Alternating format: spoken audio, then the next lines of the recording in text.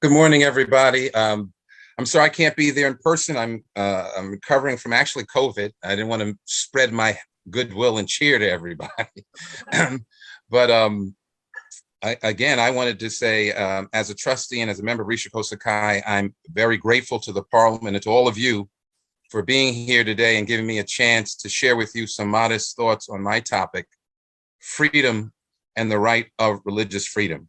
I also want to thank the Chuchi Foundation for permitting us to come together today and discuss crucial issues that are confronting us. It may seem like a small matter, however, but because of all the challenges we're facing from the worldwide COVID pandemic, wars in the Ukraine, like Shahar was mentioning, rumors of war, famine, and social instability, and a host of other societal ills are gathering in a spirit of compassion and caring, and is in many ways a revolutionary act.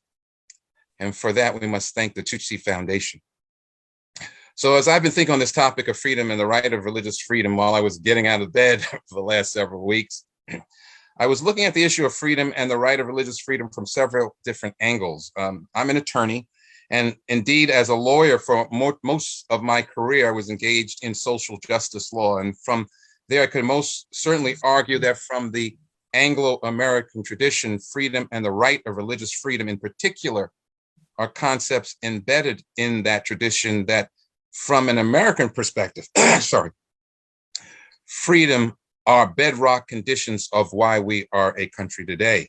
It was, after all, why many refugees who came to America and sought refuge from tyranny and oppression of the state from which they fled. They fled state-sanctioned violence, the divine rights of kings. Or I was thinking that we could talk about freedom and the right of religious freedom from the vantage point of the academician, or as a college professor, and I cite to you the myriad of articles and views of noted scholars, each and every one impressive in their own right. But at the end of the day, I truly believe we have crossed a Rubicon of sorts that requires us as religious people to look anew at the truly perilous path we are collectively on concerning freedom and on the broader topics that we've discussed. I believe in this broader sense that if we think of freedom and the right of religious freedom in particular, and what is transpiring in the Ukraine, for example, that we are witnessing not just in America, but across the globe, a type of existential threat to the very psyche of the individual and of our collective global goodwill. For me, freedom and the right of religious freedom isn't an option or a choice, but a necessity, like the air we collectively breathe. My parents, both of them, marched and protested in the 1960s for the right to desegregate lunch counters and the right to go to the bathroom and equal accommodation to public facilities. And indeed, while we in the US euphemistically call them civil rights, but in their essence, there were human rights violations. For what is it when you restrict people's food, their ability to house themselves and clothe themselves and protect themselves?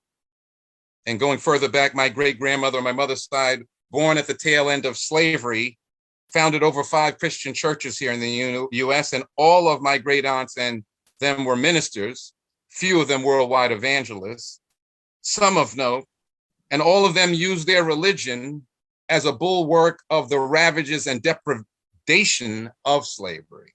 They were able to hold their heads up high. So for me, the yearning for freedom and the need to protect the right of religious freedom is personal, and one for which I'm 100% fully committed to. And why, as a Risho Kosakai member, one that I'm willing to give up my life if necessary. Indeed, as a disciple of founder Nikio Nuwano, the founder of Risha Kosakai, I would argue that the freedom and the right of religious freedom in the societal context from which the modern notions of freedom have sprung can no longer successfully sustain itself along merely ideological lines. Simply saying, for example, I'm an American, and that automatically meaning one stands for freedom, either at home or abroad, is just not true. In fact, it can be a lie. That the comfort we often have found in the past of defining people in terms of a simplistic left versus right paradigm may not be as illuminating as it once was, and is in fact fraught with danger. I know that it's crystal clear to this group that regardless of our political affiliation and nationalities, that if we as a society continue on the path we are currently on, surely we will not make it as a species. Indeed, we need a deeper commitment today, at least in this country, to those secular words of, we hold these truths to be self-evident, that all, modern term, humanity is created equal, and that they are endowed by their creator, ... So I want to discuss freedom and the right of religious freedom with you from another perspective, one that you and I can relate to as religious practitioners who take our individual and collective faith seriously and who are committed each in our own way to see humanity flourish. Kushamita, please keep time for me. I know you. I know I'm going. As a Buddhist practitioner, when I look at freedom and the right of religious freedom, there are certain basics that I think, in a broader sense, you can essentially agree with, and you will see these in your own faith traditions. So when I say Buddhist, please think of your own faith tradition and the hidden gems that we must apply to our current critical situations. So from that place, I think it must be remembered that Buddhism advocates freedom, but it also advocates consequences. You can't not escape consequences. Causes plus conditions equals outcomes. The key is you are free to act, but then you cannot escape the consequences of the seeds you planted. There's something that many Buddhists, not particularly in Risha Kosakai, they say called the 5 remembrances. They say, I'm a remember that I am going to get old. I'm of a nature to get sick. I'm of a nature to die. All that I possess, I will eventually lose. My actions are my only possession. And the key part of this part is, and I cannot escape the consequences of my actions. Next, Buddhism does not prevent anyone from learning the teachings of other religions. At the Buddhist time, people were free to join the Buddhist order, and regardless of the previous caste or status, they were treated equally, with only seniority of when you join as being a clear demarcation line between practitioners. And most importantly, members of the religious community were free to leave at any time and to come back if they changed their mind and continue their practice. One famous story is a practitioner of another faith who wanted to join the Buddhist community, and the Buddha specifically said, you can join only if you continue your faith practice. This is a very important point, because freedom and the right of religious freedom, if it is to have any value whatsoever, it must be voluntary and lacking in compulsion. This type of example is important and exemplary in an age when we're so convinced of our righteousness that some of us gun down innocents in Buffalo supermarkets and wish illness on those who disagree with us, depending upon our political persuasion. And despite the position of many Buddhist groups today, the historical Buddha Shakyamuni encouraged those that followed him to learn about other religions. The Buddha clearly believed in religious discourse and engaged in religious discourse all the time. How do we know? It is littered throughout the early Pali scriptures about his discussions with other religions and secular communities. Indeed, the Buddha held that if a teaching is reasonable and rational, then there's nothing wrong with following it. Indeed, most Buddhists can recall some of the Buddha's final words, which go to the heart of freedom and the right of religious freedom. Make yourself the light, make the Dharma your light. The word Dharma here is best translated as practice. So if you look at it from the perspective of the Buddha saying, make yourself the light, make your practice your life. The focus is on the person and their salvation, not on mindlessly and ritualistically following the Buddha. And yet the Buddha doesn't stop there. The Buddha then goes further and says this is taken directly from one of the earliest suttas and is often misquoted, so I want to get it right. Now, don't go by reports, by legends, he's talking about himself, by traditions, by scripture, by logical conjecture, by inference, by analogies, by agreement, by pandering views, by probability, or by the thought, this contemplative is our teacher. Only when you know for yourselves that these qualities are skillful, these qualities are blameless, these qualities are praised by the wise, these qualities, when adapted and carried out, lead to welfare and to happiness, then you should enter and remain in them. The Buddha is amazingly advocating that the practitioner not even be too wedded to him, that the person, if they are truly to be free, must know the truth for themselves unadulterated. Let me not lose the point by the excitement of the example, which is that freedom and the right to true religious freedom here is the ability of the individual or the community to pursue the pathway to their essential natures, the truth from their own hearts and minds, not the dictates and the demands of others. We see, if we have eyes to see, all religious faiths and paths have these examples within them. For example, the existential query of the late Rama Maharishi of over 100 years ago speaks to this of who am I is just as relevant today as it was then. And equally importantly, freedom and the right of religious freedom for it to have any weight and power must be, again, as a practical matter, something that can be assessed 24 hours a day and 7 days a week. It's great that lawyers defend it and academicians discuss it. However, in order for freedom and the right of religious freedom to be true and to be actualized in the world, it must be lived and experienced by and for the people, or it really has no meaning. As founder Nico Nuano notes, true freedom of whatever type can be expressed best in our daily lives by and through our encounters with life.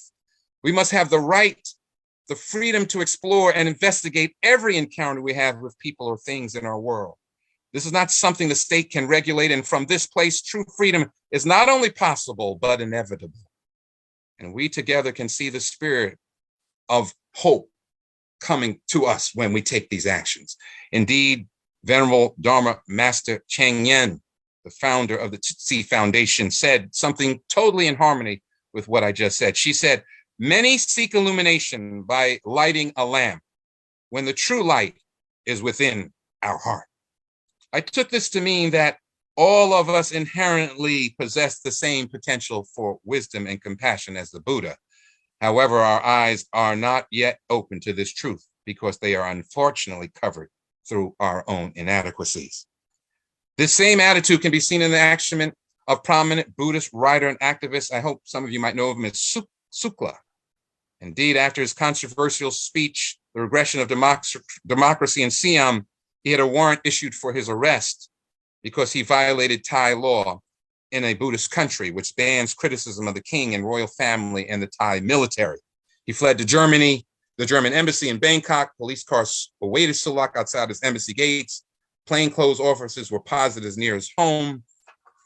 He escaped, and he still spoke out about those issues that he was concerned about. I'm not going to go into his great example because I don't have much time. I know my time is running out, so I'm skipping. I chose this example to highlight the reality that protecting and standing guard at the gate of freedom and the right of religious freedom are not just personal acts, but societal and collective acts of social redemption and reimagination. Redemption and reimagination from what? The limiting notions that society often consign us. In Buddhism, we are all interconnected, not in a hallmark greeting card way, but in a real sense, societally and physiologically. This is called dependent origination. Here we're all interconnected and we're all one.